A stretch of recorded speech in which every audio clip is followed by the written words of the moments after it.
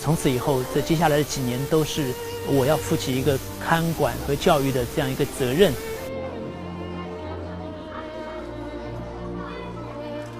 作为学长，梁琛将承担起他在新学校的第一份责任。这个很有意思。这里我体会到的是，华德福他所强调的是一种教育的传承，也就是说，在学校里面，一个新生他所学习的对象可能并不仅仅只是教师，还有他很多时候他要向他的学长们来学习。而在这样一个重要的仪式中，学长拿一朵花交给一个新入学的一个新生，有这样的一种爱的一种传递在里面。我一开始上1年级很不习惯，害怕害羞，但渐渐就好了。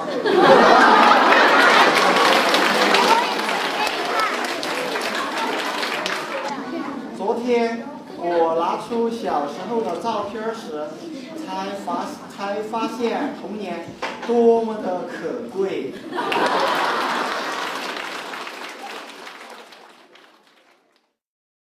这样哈，我来解释一下为什么不增加校车。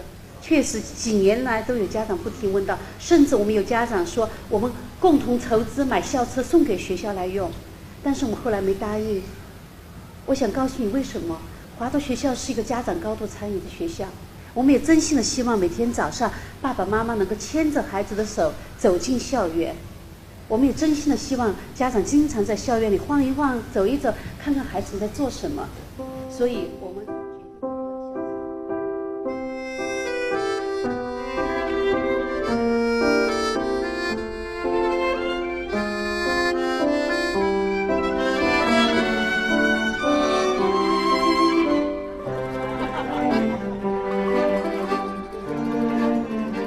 还有大本营也没这么漂亮了，但是很亲近。这里曾是一个废弃的度假村。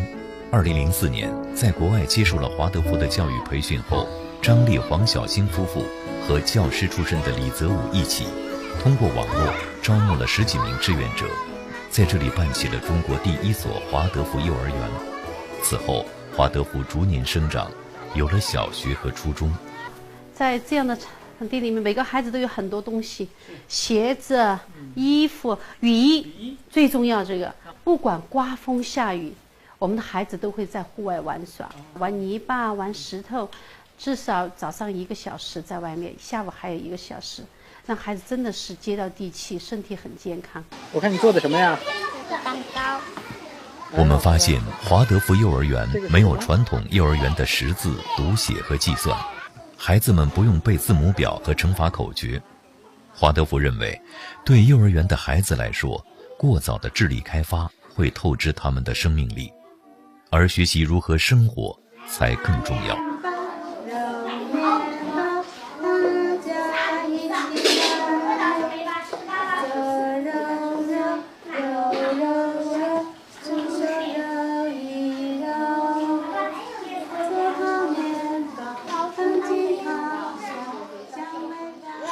还有刺的呀！哎呦，真的哟，还有刺在上面啊！吃的时候要小心点。华德福教育里面本身就是要动手让他知道这个食物它是这样子的一个来源，不是说我去买回来吃就好了。然后还有这个面粉变成面包是一个很神奇的过程，这个活动就是孩子会很享受。比起大多数幼儿园，这里的玩具显得过于简陋，有些甚至只是半成品。